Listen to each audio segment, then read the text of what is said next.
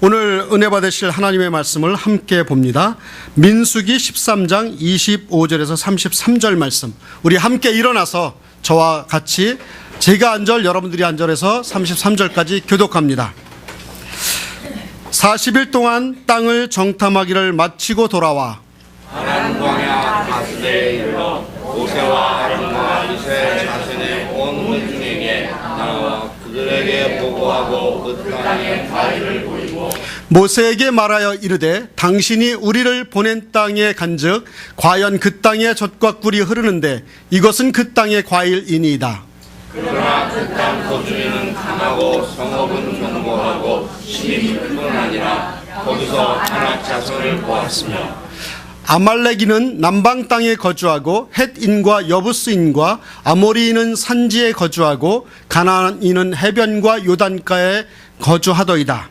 아말렉이 모세 앞에서 백성을 조용하게 하고 이르되 우리가 곧 올라가서 그 땅을 취하자 능히 이기리라 하나 그와 함께 올라갔던 사람들은 이르되 우리는 능히 올라가서 그 백성을 치지 못하리라. 그들은 우리보다 강하니라 하고 이스라엘 자손 앞에서 그 정탐한 땅을 악평하여 이르되 우리가 두루 달리며 정탐한 땅은 그 거주민을 삼키는 땅이요 거기서 본 모든 백성은 신장이 장대한 33절 함께 봉독합니다. 거기서 네피림 후손인 아낙 자손의 거인들을 보았나니 우리는 스스로 보기에도 메뚜기 같으니 그들이 보기에도 그와 같았을 것이니라. 아멘. 우리 자리에 앉으시겠습니다. 오늘 민수기 13장 25절에서 33절의 말씀을 가지고 지금 무엇을 보고 있습니까? 라고 하는 제목으로 하나님의 말씀을 같이 나누도록 하겠습니다. 우리가 잘 알고 있는 내용이기도 하지만 어떤 어머니에게 두 아들이 있었습니다. 첫째 아들은 우산 장사를 하는 아들이었고요.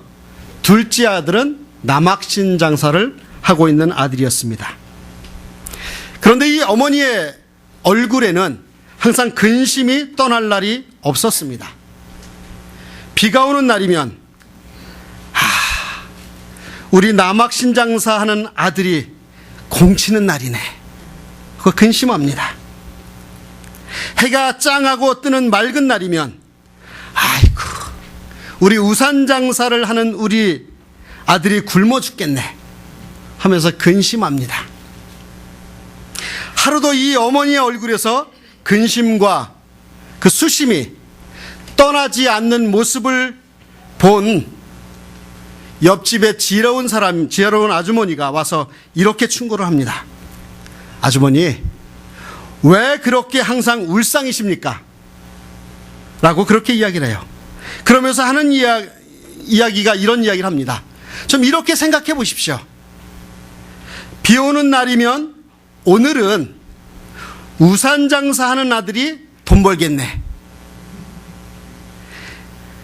날이 맑고 햇볕이 쨍쨍 내리쬐는 날이면 남학신 장사하는 아들이 오늘 돈 벌어서 부자가 되겠네. 이렇게 생각해 보십시오. 라고 그렇게 권면하더랍니다.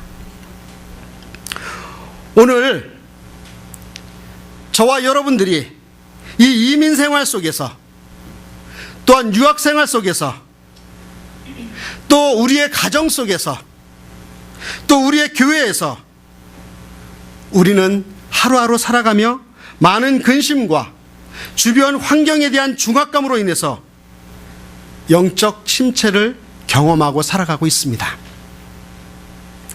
하나님을 믿고 하나님을 의지하며 살아가는 사람들로서 오늘 우리에게 던져진 이런 상황과 환경을 과연 저와 여러분들은 어떤 시선으로 바라보고 있습니까? 사람은요, 그 주어진 상황과 환경 속에서 그것을 어떻게 보느냐에 따라서 그 인생의 모습이 180도 달라지는 모습을 볼 수가 있습니다.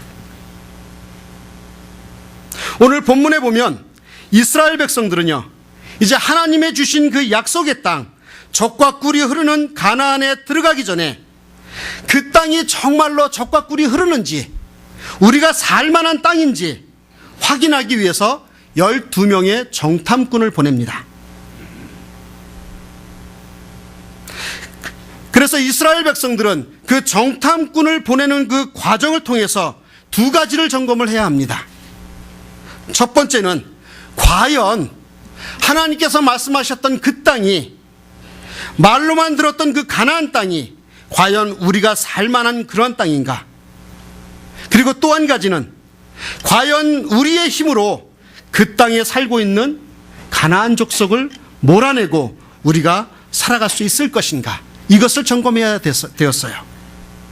그래서 이 목표를 가지고 12명의 정탐꾼이 이제 가나안 땅으로 들어갑니다. 그리고 얼마 후에 그 정탐을 다 마친 후에 그들이 다시 이스라엘 백성들에게 돌아옵니다. 그리고 12명이 보고를 해요. 먼저 10명의 사람이 이렇게 보고를 합니다. 고개를 절레절레 흔들면서 우리가 가지고 있는 힘, 우리가 가지고 있는 이 군사, 우리의 능력을 생각해 볼 때 그 땅을 정복한다고 하는 것은 아주 불가능한 얘기입니다. 그리고 한 가지를 더 추가해요. 우리가 들어가야 할 그 가나안 땅은 사람들이 살만한 땅이 못 됩니다. 그곳에 거하는 그 가나안의 족속의 그 사람들은 거대하고 장대합니다. 우리 가지 맙시다. 한마디로 그 땅에 들어가는 것은 불가능하다는 얘기예요. 그 보고를 들은 후에 이제 옆에 있었던 남은 2명이 한마디로 이렇게 이야기합니다. 아닙니다. 할 수 있습니다. 우리 한번 해봅시다. 하나님께서 함께 하실 것입니다. 그렇게 보고를 합니다. 절대 소수였던 이 2명의 사람들은 할 수 있다. 그 땅은 하나님께서 허락하신 땅이다. 그렇게 이야기합니다. 불가능한 것이 아니라 가능하다고 하는 것입니다. 여러분, 이 두 종류의 사람들이 그 보고 있었던, 정탐했었던 그 땅이 서로 다른 땅인가요? 같은 땅이잖아요. 같은 가나안 땅이잖아요. 그들은 똑같은 땅과 똑같은 산을, 똑같은 사람들을 보고 왔습니다. 똑같은 환경을 보고 왔습니다. 그런데 그렇게 똑같은 것을 보고 왔는데도 불구하고 그들은 전혀 다른 보고를 지금 하고 있는 것입니다. 사랑하는 여러분, 왜 이렇게 다를 수 있을까요? 같은 것을 봤는데. 저는 이렇게 생각합니다. 우리 인생의 자세와 그 인생을 보는 시각 때문에 그래요. 내 인생을 어떤 자세로, 어떤 시각으로 보느냐에 따라서 우리의 인생은 달라질 줄 믿습니다. 중요한 것은 내가 가지고 있는 그 시각과 내가 가지고 있는 그 삶에 대한 자세가 내 인생을, 우리의 삶을 결정한다고 하는 사실입니다. 부정적인 시각으로 인생을 보면 그 인생은 부정적으로 끝날 수밖에 없어요. 우리가 살아보면 알잖아요. 또 긍정적인 그 생각과 시각을 갖고 있는 사람은 그 긍정적인 대로 살아갈 수밖에 없습니다. 그렇다면요, 과연 같은 땅을 보고 왔던 그 10명의 정탐꾼들은 왜 그렇게 부정적인 시각을 가질 수밖에 없었을까요? 민수기 14장 11절을 보겠습니다. 함께 읽겠습니다. 여호와께서 모세에게 이르시되 이 백성이 어느 때까지 나를 멸시하겠느냐? 내가 그들 중에 많은 이적을 행하였으나 어느 때까지 나를 믿지 않겠느냐? 한마디로요, 이 부정적인 시각을 갖고 있던 이 10명의 사람들은요, 믿지 않았다고 하는 거예요. 어느 때까지 나를 믿지 않겠느냐 라고 하는 이 지적의 말씀을 보면서 이 10명의 사람들은 하나님을 믿지 않았던 것입니다. 그런데 사실 이게 말이 됩니까? 그 10명이 과연 하나님을 믿지 않았다는 것이 말이 됩니까? 왜요? 이스라엘 백성들은요, 이미 믿음의 백성들이었고 하나님의 선택한 백성들이고 또 그들은 광야 생활을 통해서 하나님을 지금까지 계속 경험해 왔던 사람들이에요. 하나님의 능력에 의해서 하나님을 믿고 그 어려운 출애굽을 했던 사람들이에요. 그리고 더 나아가서 그런 사람들 가운데 대표적으로 12명을 뽑았어요. 그 12명을 뽑았을 때 그냥 뽑았을까요? 아마 믿음을 보고 신앙의 자세를 보고 뽑았을 거예요. 그런데 어떻게 그들이 믿음이 없는 사람이 될 수 있었냐는 얘기죠. 여러분, 저는 그렇습니다. 믿음은요, 어떤 것이냐면 하나님의 능력을 믿는 것입니다. 오늘 우리가 하나님을 믿고 예수 그리스도를 믿는 사람들입니다. 그렇죠? 우리의 생각의 그 밑바탕 속에는, 의식의 밑바탕 속에는 하나님에 대한 존재에 대해서 우리는 의식하며 살아가고 있어요. 그런데요,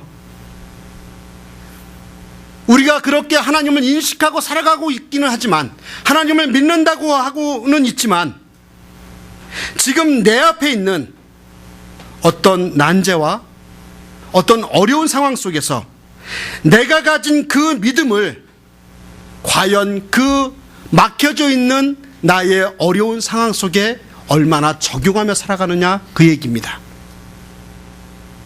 그 믿음의 능력을, 그 믿음의 그 하나님의 능력을 어려운 상황 속에서, 나의 그 삶의 정황 속에서 그것을 믿음으로 적용할 줄 모르고 살아간다면 그 믿음은 있는 것 같지만 없는 거나 다름이 없습니다. 저는 이것을요, 무엇이라고 표현하냐면 신앙인의 불신앙이라고 이야기해요. 이해가 되세요? 우리가 신앙인이고 우리가 믿는 사람이다라고 하지만 순간순간마다 하나님의 능력을 믿지 못하는 우리의 모습이 보이지 않습니까? 신앙인의 불신앙, 우리의 심각한 문제가 아니겠습니까? 믿음을 가지고 있지만 환경을 뛰어넘어서지 못하기 때문에 우리는 신앙인으로서의 신앙이지만 불신앙의 모습을 보이게 될 수밖에 없는 것 같습니다. 이런 불신앙의 눈을 가진 사람에게는 세 가지의 병이 찾아옵니다.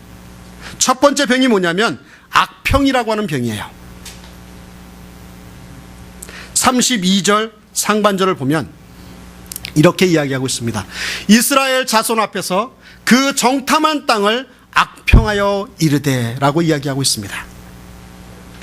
하나님은 분명하게 가나안 땅을 젖과 꿀이 흐르는 가나안 땅이라고 말씀하셨는데 정탐한 10명은 그 땅이 사람들이 살 수 없는 땅이라고 악평을 합니다. 왜 그들은 하나님이 주신 그 가나안 땅을 악평했을까요? 그것은요, 하나님이 그렇게 약속하시고 그들에게 주신 그 땅을 믿음의 눈으로 보아야 하는데 자신의 눈으로 보기 때문에 그렇게 악평하게 된 것입니다. 다시 믿음에 대한 정의를 하나 더 하죠. 믿음이란 무엇인가? 믿음이란 하나님의 눈을 가지고 보는 것입니다. 모든 상황이 내 생각으로 안 되는 것 같은데, 내 생각 속에서는 안 될 것 같은데, 조건이 안 맞는 것 같은데 하나님의 눈을 가지고 보니까 가능하게 되는 것이 믿음이라고 하는 것입니다. 믿음의 본질에 대해서 히브리서 11장 1절은 이렇게 이야기합니다. 믿음은 바라는 것의 실상이요 보이지 않는 것들의 증거라고 이야기하고 있습니다. 바라는 것들의 실상이 믿음이라고 하는 것이죠. 그러면 여기서 바라는 것이 무엇입니까? 이 바란다고 하는 그 단어의 의미는 과거를 이야기하는 것입니까? 현재를 이야기하는 것일까요? 그렇지 않습니다. 바란다고 하는 것은 미래를 보는 것입니다. 그렇습니다, 여러분. 내 과거에 또 내 현재에 모든 것이 막혀 있지만 미래가 열려 있다고 믿는 것이 믿음인 줄 믿습니다. 우리 한국 사람들을 가만히 보면은요, 저도 한국 사람이지만 그 사고방식을 보면 대체적으로 보면 과거 아니면 현실에 많이 집중해 있어요. 그리고 하는 이야기가 과거가 안 좋기 때문에 지금 내가 현재 안 좋다고 하는 얘기를 많이 합니다. 과거가 뻔했기 때문에 지금 현재가 뻔하다고 하는 거예요. 저는 이 동양 문화와 서양 문화의 차이가 여기에서도 나타난다고 생각을 하는데요. 이 동양 문화는 가만히 보면 너무 안 되는 게 너무 많아요. 참 안 되는 게 많아요. 그런데 서양 문화를 보면요, 안 되는 게 없어요. 대표적으로 이 미국에서 만들어진 영화나 만화 영화를 보면 되게 황당무계합니다. 전혀 우리가 생각하지 못한 미래를 잘 그려냅니다. 그리고 나서 거기에서 주는 메시지를 보면 뭐냐면 된다고 하는 거예요. 긍정적인 이야기를 많이 합니다. 그런데 동양 문화는 어때요? 늘 과거를 그립니다. 그리고 부정적으로 그려요. 제가 간혹 말씀을 드리지만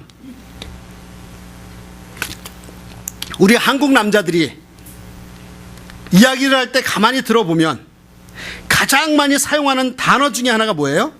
내가 왕년에. 내가 왕년에 말이야. 이런 얘기를 참 많이 합니다. 그래서 그 이야기를 가만히 들어보면 그 과거가 다 화려해요. 과거에 못 살았던 사람 별로 없어요. 근데 그것이 사실 한국의 그 남자들만 그렇습니까? 저 한국 여자들도 마찬가지라고 생각을 해요.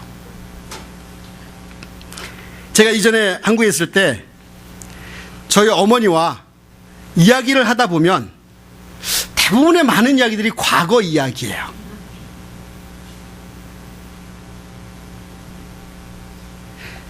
그 이야기를 가만히 들어보면 시집 오셔서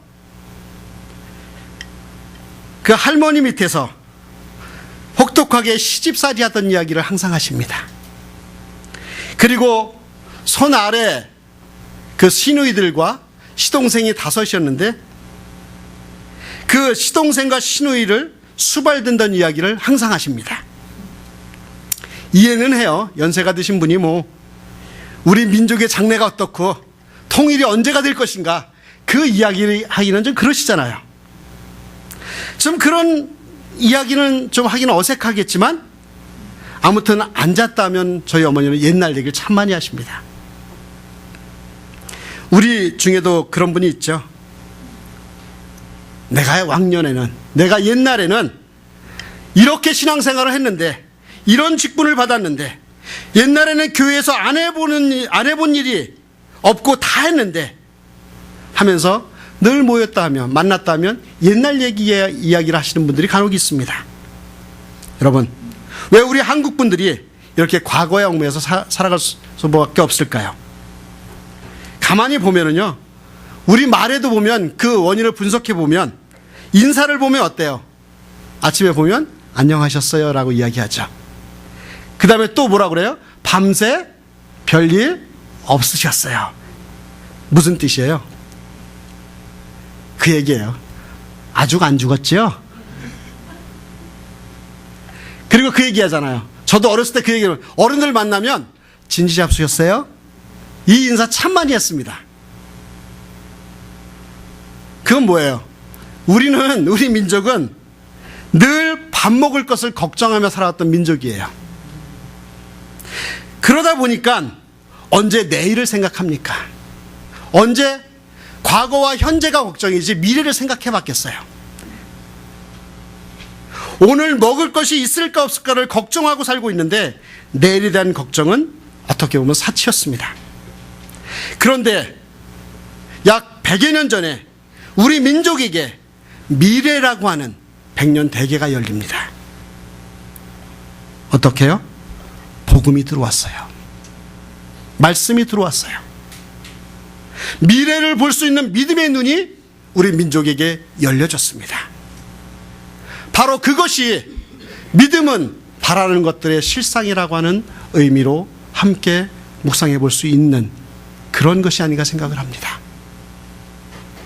여러분, 우리는요, 그 미래를 볼 수 있는 그러한 믿음이 없으니까 항상 현실만 보고 과거만 이야기하게 되는 것입니다. 그래서 문제 앞에서 불평을 알고 삶에 대하여 또 우리의 상황에 대하여 악평을 하게 되는 거예요. 미래를 볼 수 없는 눈이 없으니까 악평을 하게 되는 것입니다.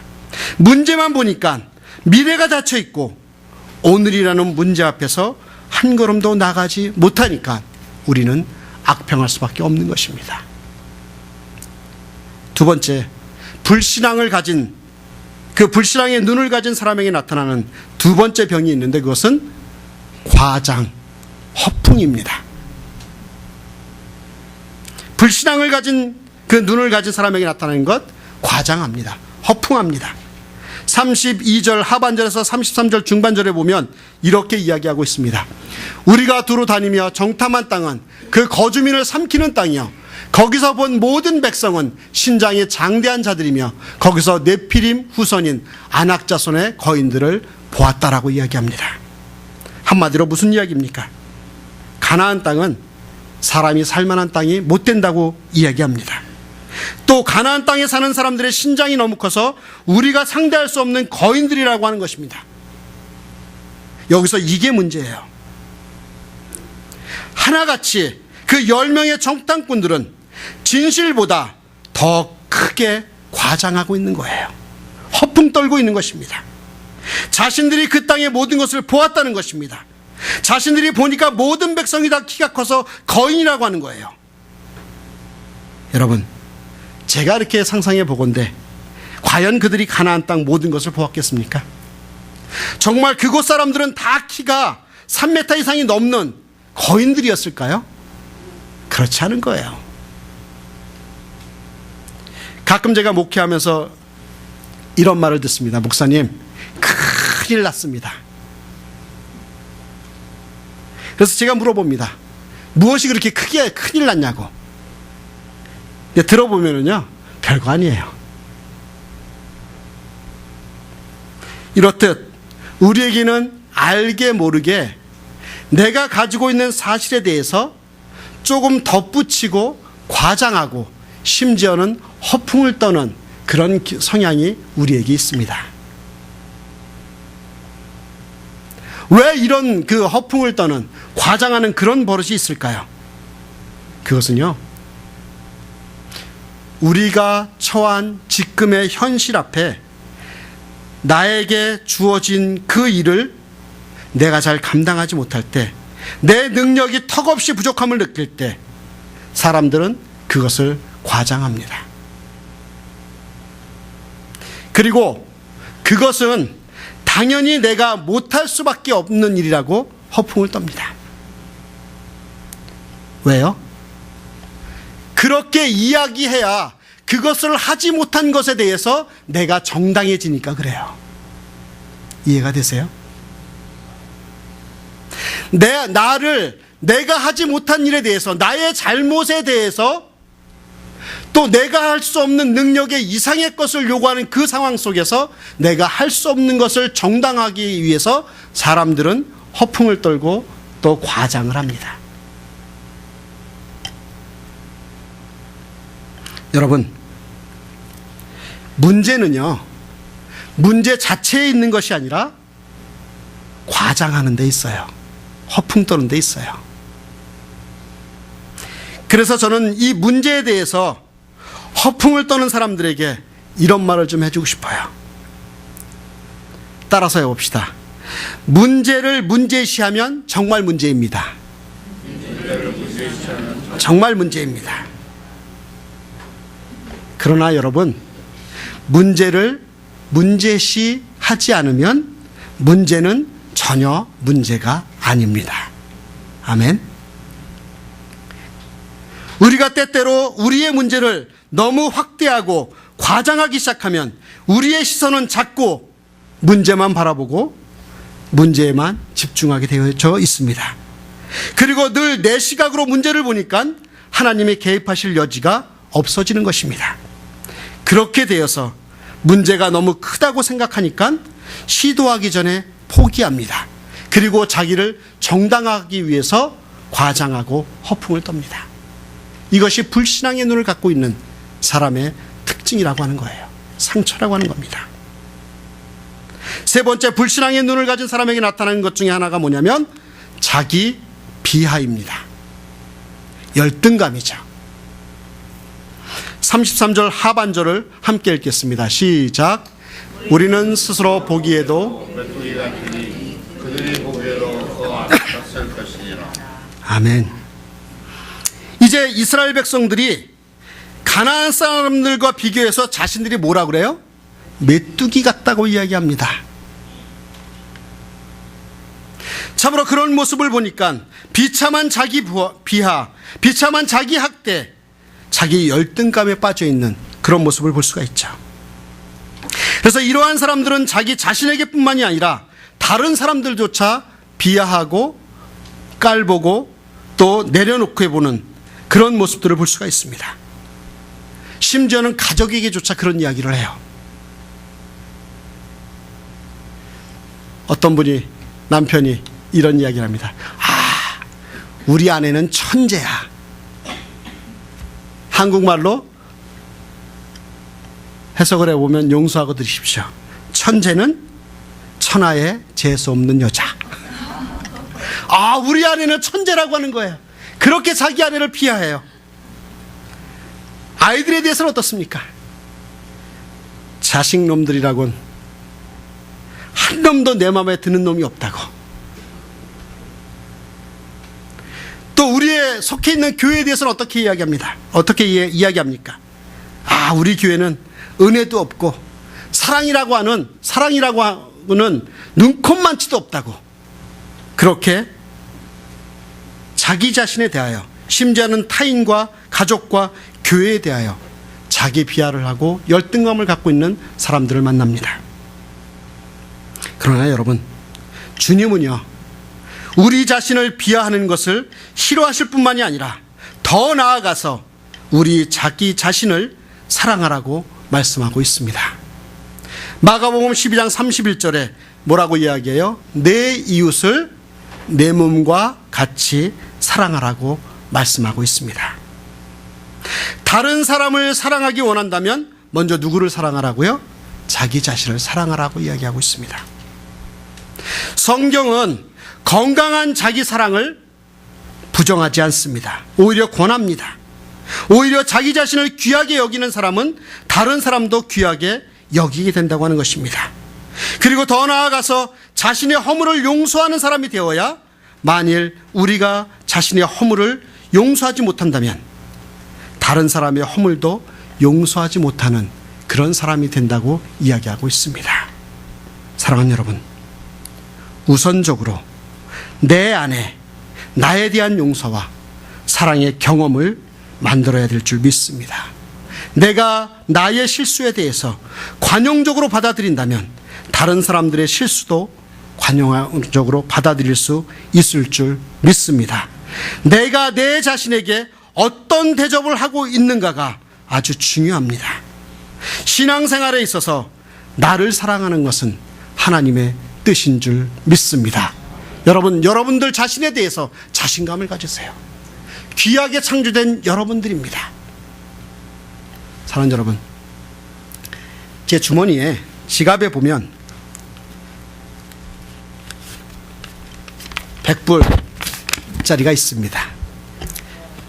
와, 제가 항상 갖고 다니는 돈은 아닙니다. 잠깐 오늘 설교를 위해서 아내한테 빌렸습니다. 자, 이 빳빳한 돈을, 여러분들, 이것을 제가 선물로 드린다면 이것을 받기를 원하는 사람 한번 손들어 보세요. 생각보다 없습니다. 돈 싫으신가 봐요. 예. 이 빳빳한 돈을 여러분들에게 드린다면 여러분들은 아마 10중 8구 다 좋아할 거예요. 받으실 겁니다. 그쵸? 너무나 멋있게 생겼잖아요. 근데 제가요, 잘못 실수를 해서 이 돈을 구겨줬습니다. 구겨졌어요. 구겨진 이 돈을 여러분들에게 드린다면 받겠어요? 안 받겠어요? 왜 받아요? 돈이니까, 100불이니까 받아요. 왜요? 100불의 가치가 있으니까요. 사랑하는 여러분, 하나님 앞에서도 저와 여러분들의 존재가 이런 존재라고 하는 거예요. 빳빳한 100불의 상태에서만 받아주시는 것이 아니라 내 자신 스스로가 죄로 인해서 어그러지고 또 내 자신이 하나님 앞에 떳떳하지 못한 삶을 살았다 할지라도 이 구겨진 상태 그대로 하나님께서는 저와 여러분들을 받아주신다고 하는 것입니다. 왜요? 구겨졌지만 또 찌그러졌지만 죄로 인해서 더러워졌지만 저와 여러분들이 귀한 존재이기 때문에 주님께서는 우리를 받으신다고 하는 것입니다. 여러분들 자신 스스로에 대해서 나는 왜 이렇게 못났지? 나는 왜 이렇게 하나님 앞에 올바로 살지 못할까? 내 인생이 왜 이 모양 이 꼴이지? 그렇게 열등감에 빠져서 그곳에 있지 마세요. 주님은 여러분들 있는 그대로 받아주시는 그 사랑의 하나님이신 줄 믿습니다. 내가 내 삶에 지금 담배를 피고 있든지 술을 먹고 있든지 뭐 도박에 빠져 있든지 아니면 다른 어떤 그 은밀한 죄를 내가 짓고 있든지 간에 있는 그대로의 모습을 가지고 주 앞에 나오십시오. 그것이 하나님의 사랑입니다. 여러분들은 존귀한 존재고 예수 그리스도의 그 생명을 다해서 사신 귀한 생명과 같은 그런 존재인 줄 믿습니다. 사랑하는 여러분, 조금 전에 말씀드렸던 그렇게 세 가지 병에 걸린 그 사람들은 자기 자신에게 매우 부정적인 영향을 미치면서 동시에 주변 사람들에게 아주 좋지 않은 영향력을 미칩니다. 오늘 말씀에 그 후에 이루어지는 14장 1절과 2절 말씀에 보면 그 사람들이 이렇게 이야기합니다. 온 회중이 소리를 높여 부르짖으며 백성이 밤새도록 통곡하였더라. 이스라엘 자손이 다 모세와 아론을 원망하며 온 회중이 그들에게 이르되 우리가 애굽 땅에서 죽었거나 이 광야에서 죽었으면 좋았을 것을. 무슨 이야기입니까? 우리가 그 땅에 들어가면 다 죽는다는 거예요. 감히 메뚜기 떼 같은 우리가 어떻게 그 땅을 정복할 수 있느냐는 거예요. 들어가면 안 된다고 이야기합니다. 여러분, 그 10명의 정탐꾼들이 그렇게 부정적인 그 말 한마디로 인해서 그 이스라엘 백성의 공동체 전체에게 이렇게 악영향을 미치게 되는 거예요. 이렇게 부정적인 시각을 가지고 있는 사람들로 인해서 대다수의 많은 사람들이 절망하고 그 대다수의 사람들이 악평에 빠져들어서 결과적으로 어떻게 돼요? 가나안 땅을 포기하겠다고 하는 거예요. 그런데 여러분, 이러한 상황 속에서 그들과는 다른 시각을 가진 사람이 등장합니다. 민수기서 14장 6절에서 9절 말씀을 보면은 제가 읽어드리겠습니다. 그 땅을 정탐한 자 중 눈의 아들 여호수아와 여분네의 아들 갈렙이 자기들의 옷을 찢고 이스라엘 자손의 온 회중에게 말하여 이르되 우리가 두루 다니며 정탐한 땅은 심히 아름다운 땅이라. 여호와께서 우리를 기뻐하시면 우리를 그 땅으로 인도하여 들이시고 그 땅을 우리에게 주시리라. 이는 과연 젖과 꿀이 흐르는 땅이니라. 다만 여호와를 거역하지는 말라. 또 그 땅 백성을 두려워하지 말라. 그들은 우리의 먹이라. 우리의 밥이라. 그들의 보호자는 그들에게서 떠났고 여호와는 우리와 함께 하시느니라. 그들을 두려워하지 말라. 아멘. 이렇게 이야기하고 있는 것입니다. 같은 땅을 바라본 그 두 명의 믿음의 눈을 가진 그 사람들의 고백을 보십시오. 이 땅은 땅은 한번 도전해 볼 만한 가치가 있다. 우리 이 땅을 공격해 갑시다. 우리가 반드시 승리할 것입니다. 하나님이 함께 하실 것입니다. 그들은 우리의 밥입니다. 이것이 우리가 가져야 될, 바라봐야 될 시선이요 시각인 줄 믿습니다. 사랑하는 여러분,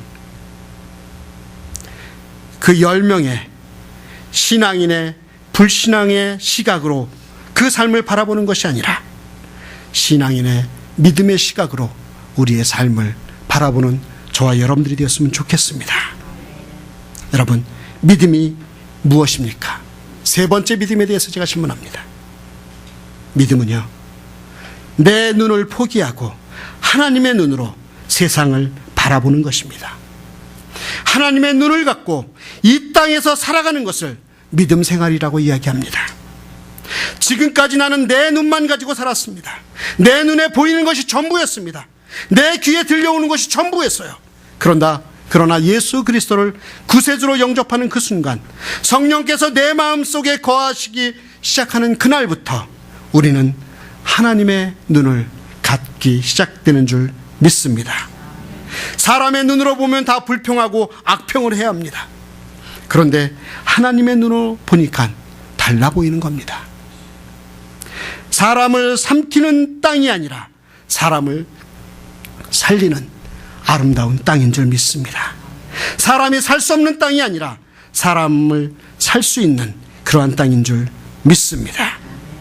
사랑하는 여러분, 오늘 민수기서 14장 24절은 이렇게 이야기합니다.